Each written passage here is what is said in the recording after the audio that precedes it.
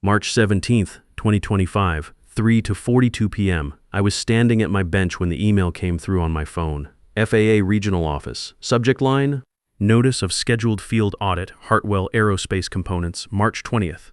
I read it once, put the phone face down on the workbench, opened the middle drawer of my Snap-on toolbox, the red one, beat up, dented on the lower left corner from when it fell off a cart back in 2011.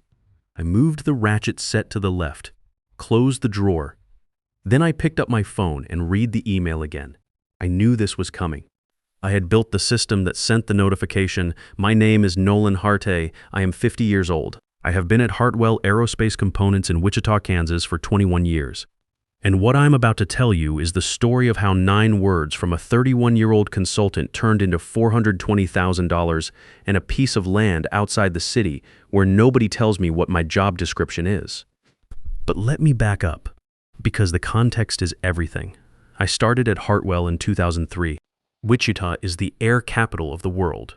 Boeing, Spirit Aerosystems, Textron, Cessna all have deep roots here. Hartwell was a family-owned shop, about 220 people, making precision components for commercial and military aircraft, brackets, actuator housings, fuel system fittings. The kind of parts nobody thinks about until one fails at 35,000 feet. My title on day 1, Lead Maintenance Specialist. Starting salary, $52,000. Before Hartwell, I had spent 8 years maintaining F-16 Sickens at Nellis Air Force Base in Nevada. The Air Force taught me something that never left me. You do not just fix the broken part. You trace the failure back to its source. You understand the whole system. Then you build something so it does not break the same way again. That mindset followed me into Hartwell, and it shaped everything I ended up doing there, most of which had nothing to do with my official job description. When you work somewhere for 2 decades, especially in manufacturing, you stop doing one job and start doing 5. It happens gradually. You fix something outside your lane because it is blocking production and nobody else knows how. Then you get asked to fix it again, then it just becomes yours. Nobody updates your title. Nobody updates your pay grade by much. But the responsibility is there, and it is real.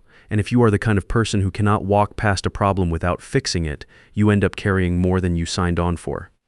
By 2025, I was making $88,000 base plus overtime that pushed the total closer to $101,000. Not bad, but the actual scope of what I did every day was closer to a senior systems engineer than a maintenance specialist. The biggest thing I had built was the calibration and FAA traceability system. Here's what that means in plain language. FAA regulations require that every tool used to manufacture a certified aerospace component has a complete documented calibration history. Every torque wrench, every pressure gauge, every measurement instrument on the floor. If your records are incomplete, you cannot ship. If the FAA shows up and finds gaps, you lose your production approval. Lose that long enough and the company is done. Hartwell's old system was a disaster.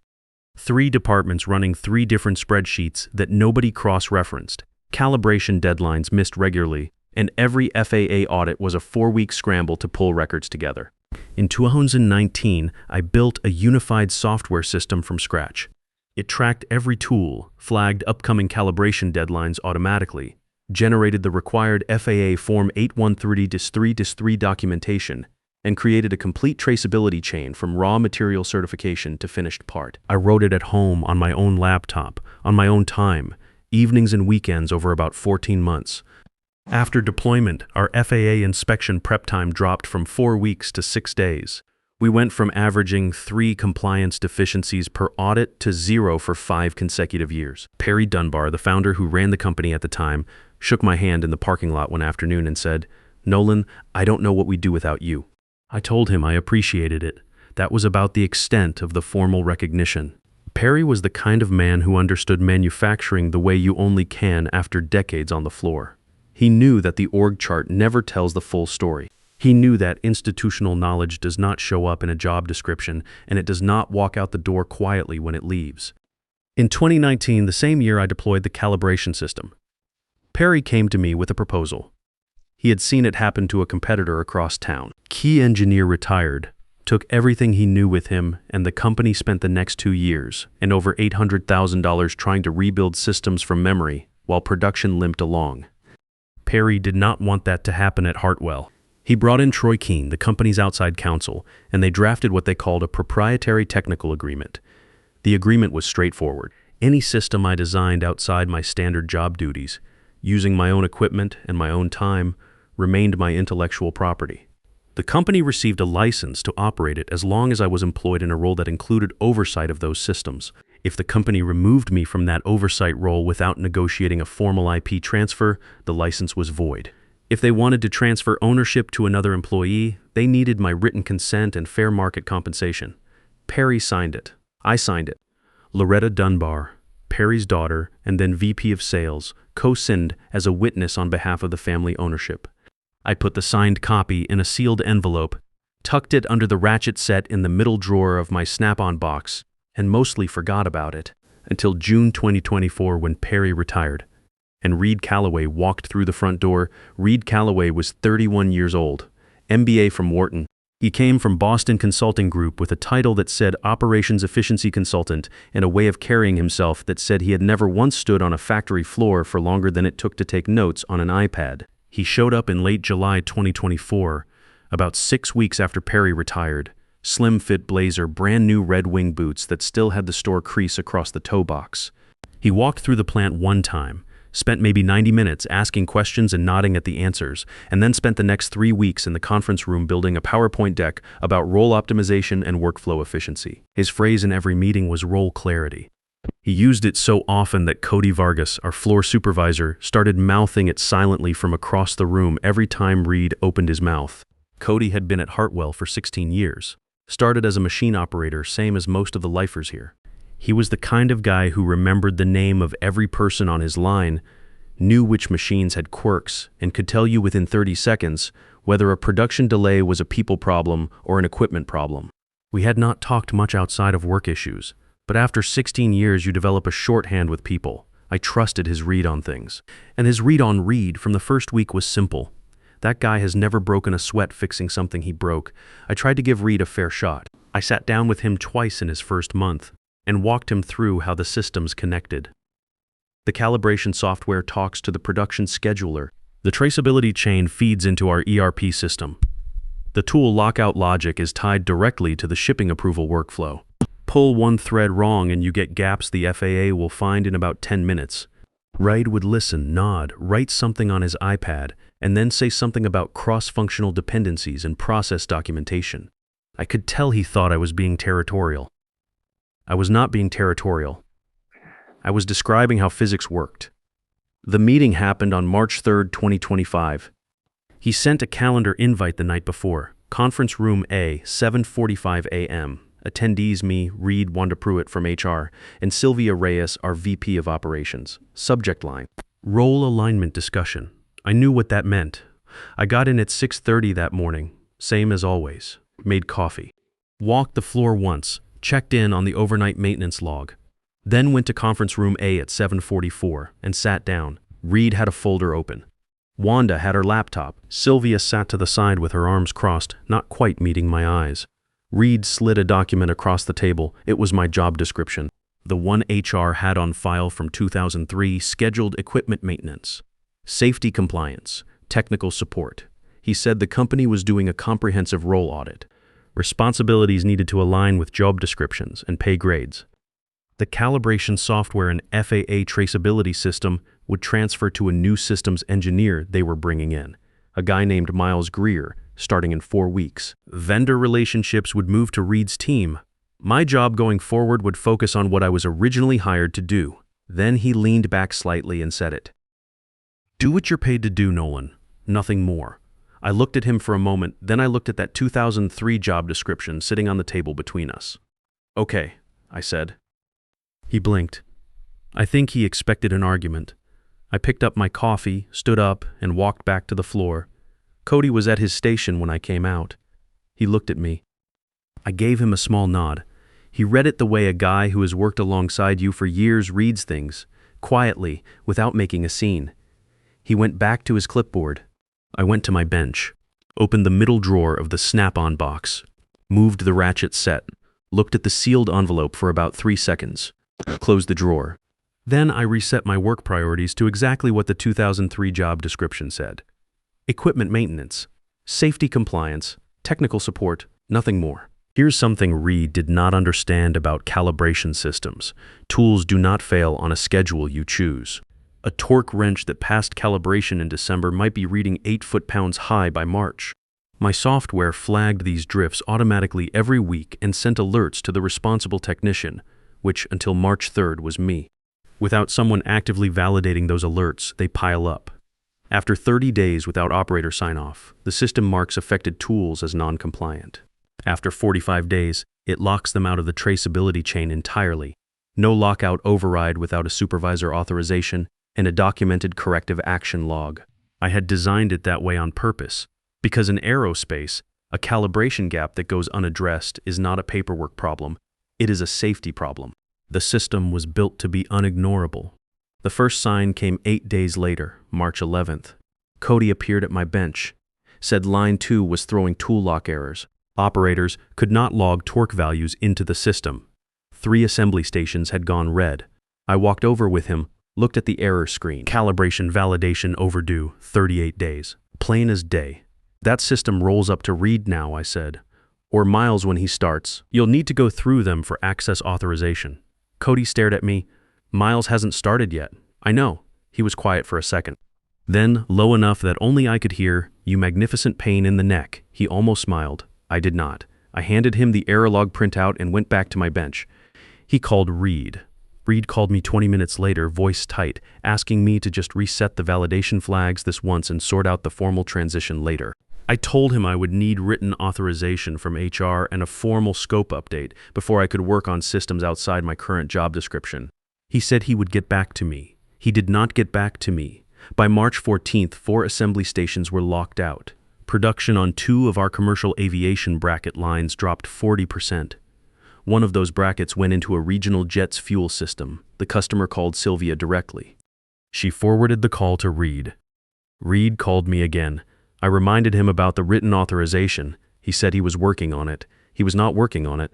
He did not know what he was working on. March 17th was a Monday. I got in at 6:30, same as always. The floor was running, but you could feel something off, the kind of tension that comes when people know something is wrong, but do not know how wrong yet. 3 stations on line 2 still dark. A 4th on line 3 had gone red overnight. Cody had left me a note on my bench, just a tool number and a question mark. I set it to the side. At 12:01 p.m., the automated FAA compliance check ran its monthly cycle. I had written that scheduler myself back in 2020. It ran every 30th day, pulled records from all active tool logs, cross-referenced calibration dates against the traceability chain, and filed a status report. If validation items were overdue by more than 30 days, it flagged non-compliance. If overdue by more than 40 days, it escalated automatically, notifications to our quality director, our insurance carrier, and a discrepancy report filed directly to the FAA's online compliance portal. It found 19 tool records with gaps exceeding 40 days. By 2:50 p.m., 2 customers had called asking about our certification status. A regional airline wanted written confirmation that the brackets we shipped in February were produced under valid FAA traceability. A defense subcontractor put their next order on hold pending documentation. By 3:15, our insurance carrier sent a formal request for compliance records. By 3:47, the certified letter notification arrived from the FAA regional office. Field audit scheduled, March 20th. That was the email I was reading when I opened my Snap-on drawer 3 days away. At 4:15 p.m., a calendar invite landed in my inbox. Emergency meeting, conference room A, 5 p.m. Attendees, me, Reed, Sylvia, Wanda, Loretta Dunbar, and Troy Keene.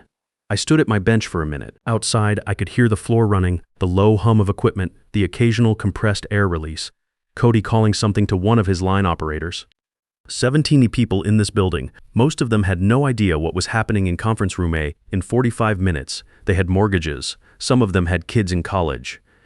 One guy on line 3, a press operator named Phil, had started the same year I did. We had eaten lunch at the same table for 21 years. I want to be straight about this part, because it is the part I have thought about the most since. I knew what was coming. I had known since March 3rd that if nobody stepped in to manage the calibration system, the monthly check would trigger an escalation. I had let it happen. And sitting there listening to that floor hum, I felt the full weight of that, but I also knew something else. If I had walked back into that conference room on March 4th and quietly kept managing everything, nothing would have changed. The systems I built would have been handed to Miles Greer in 4 weeks.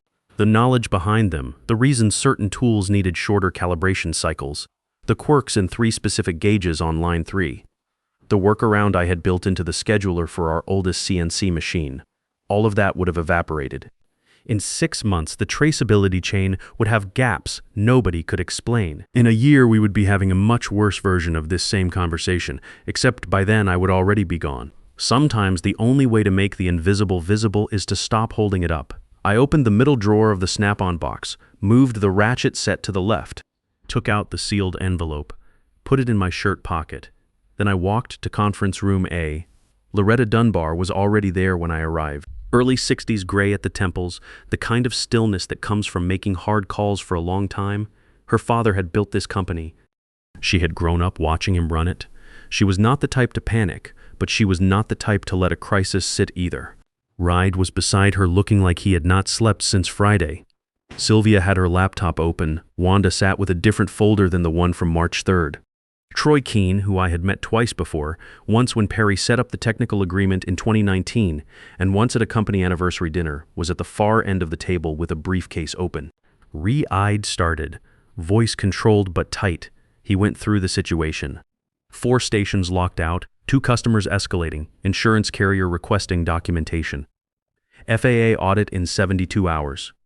He said that every time the company had asked me to assist with the systems I had originally built, I had declined citing job scope. That's correct, I said. You told me to do what I'm paid to do. Nothing more. I did exactly that. Sylvia leaned forward. Nolan, the FAA audit is Thursday morning. If we can't demonstrate a complete traceability chain for the last 45 days, we lose our production approval. Do you understand what that means? I do, I said. I built the system that measures it. Loretta had not spoken yet. She was watching me the way her father used to, like she was waiting to understand the whole machine before she said anything about any part of it. Reid looked at me. What do you want, Nolan? Just tell us what you want. I reached into my shirt pocket and set the envelope on the table. Before we talk about that, I said you should read this. Troy recognized the format before Reid finished unfolding it. I watched his eyes track down the first paragraph. He set it flat on the table and read it again from the top. Loretta looked at me, then at the document. Then she closed her eyes for exactly 2 seconds. I remember this, she said quietly. Dad brought it to me in 2019. Reid looked from Troy to Loretta. What is it? Troy said. It's a proprietary technical agreement, signed by Mr. Hart, Perry Dunbar, and Ms. Dunbar as ownership representative. He paused. The calibration software and FAA traceability system were developed on personal time, on personal equipment.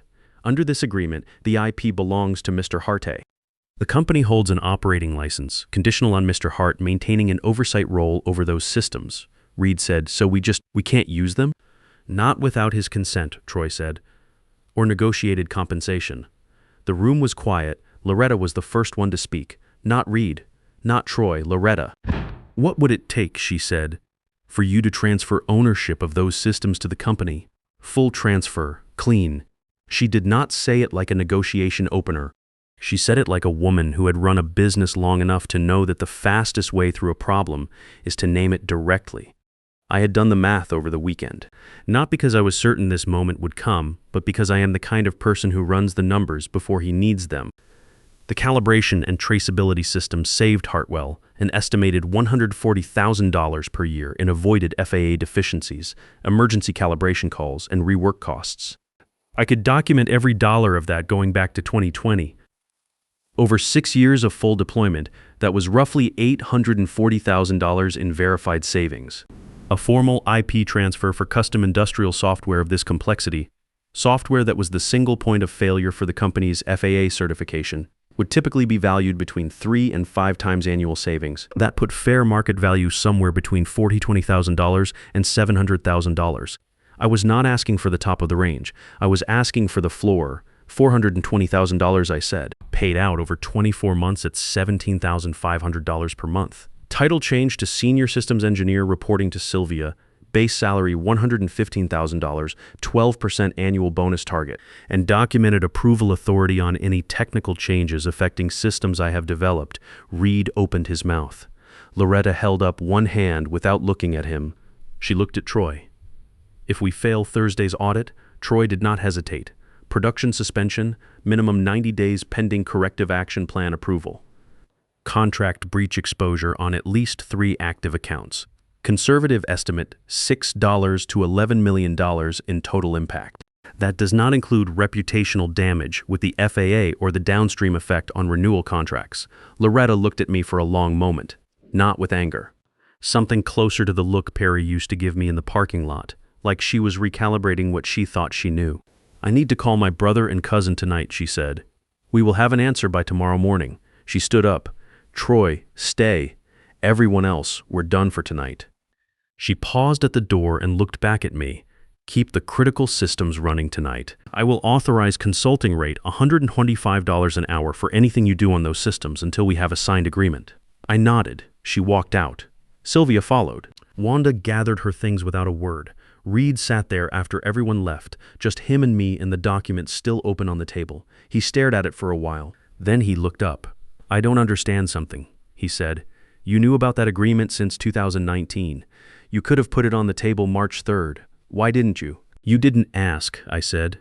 You told me he was quiet. Then, the audit, the customers on hold, the 170 people on that floor. He said it carefully, like he was still working out how to frame it. You were willing to let all of that get to this point. I had thought about how to answer that question since the afternoon. I stood at my bench, listening to the floor hum. I let the people who made the decision feel the weight of it, I said. That is different from being willing to blow the place up. He did not respond to that. I stood up, picked up my coffee, looked at him one more time. Reed, you're not a bad guy, but you walked in here with a picture of how a factory should look on paper and tried to make this one match it. Manufacturing does not work that way. The system I built does not care about your org chart. It cares about whether the calibration records are accurate and whether the parts that leave this building are safe to put on an airplane. That is what I spent 21 years caring about. That is what you almost optimized away. He did not say anything. I walked out. The next morning at 9:10, an email from Wanda landed in my inbox. Subject line, updated position offer, senior systems engineer, everything I had asked for. $420,000 IP transfer at $17,500 per month for 24 months. Base salary, $115,000 and 12% annual bonus target. Formal approval authority on systems documentation.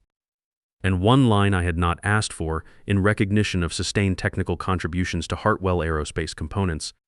The company agreed to issue 3,500 stock options at current valuation, vesting immediately. I signed the offer letter at 10 a.m. in Loretta's office. She was there. Troy was there. Sylvia was there. Reed was not. Before I signed, Loretta said one thing.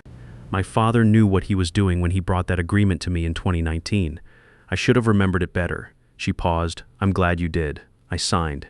Shook her hand. Walked back to the floor. The FAA audit was Thursday. We passed. Clean. The first payment hit my account on April 15th. I was standing next to the Snap-on box when the bank notification came through. I opened the middle drawer, moved the ratchet set, looked at the empty space where the envelope used to be, closed the drawer. Reed's contract was terminated the following week. BCG reassigned him to retail consulting somewhere on the East Coast. On his last day, he stopped by my bench. Did not say much, just nodded. I nodded back. 15 months later, Hartwell Aerospace Components was acquired by a larger defense manufacturer for $48 million. The Dunbar family retired well. My stock options were worth $31,000. The new parent company kept the Wichita facility running, kept most of the staff, and spent the first 3 months asking me to document everything I knew about the systems. I spent those 3 months writing the most thorough technical manual I have ever produced. It was probably the most useful thing to come out of the whole situation.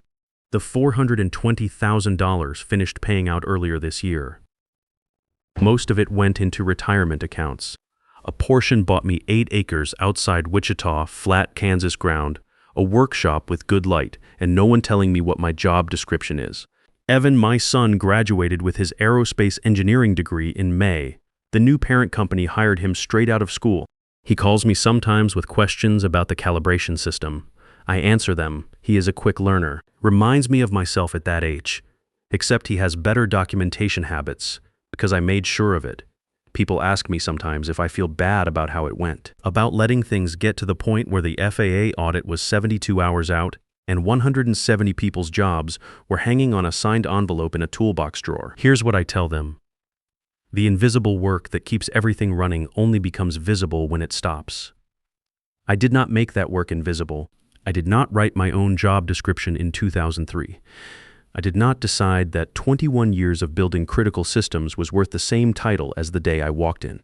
Someone else made those decisions. All I did was make sure the consequences landed where they belonged, and sometimes the clearest way to say all of that is 2 words. Okay, the best revenge is not anger. It is preparation and the patience to wait until someone hands you the moment to use it.